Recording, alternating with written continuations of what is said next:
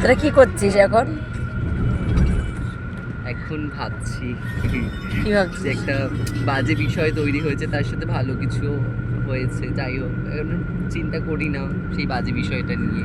Guys, যাই হোক কি হয় এটা যায়। আমার মা, ঠিক আছে, আর আমার বাবা জন্ম দিতে গিয়ে এতটা খাটনি করেছিল, আমি এত গতখাসি হয়ে গেছি, এই যে রোগা হয়ে গেছে দুজনে, দেখো, দেখতে পাচ্ছ না? দাঁড়াও, দেখো এত রোগা হয়ে গেছে ধারণার বাইরে, মানে বলে বোঝাতে পারবো না। আমি এতটা মায়ের শরীর থেকে স্ট্রাগল করে বেরিয়েছি। খুব কষ্ট করেছে ছেলেটা জীবনে। আর এই যে আমাদের দাদা, দাদা না, দাদু, দাদু অনেক কষ্ট করছে। আর আমার ফেসটা দেখো, এতক্ষণ মেকআপ নিয়ে ফেসটাতে এমনি 12টা বেজে যাচ্ছে, আরও বেজে যাবে।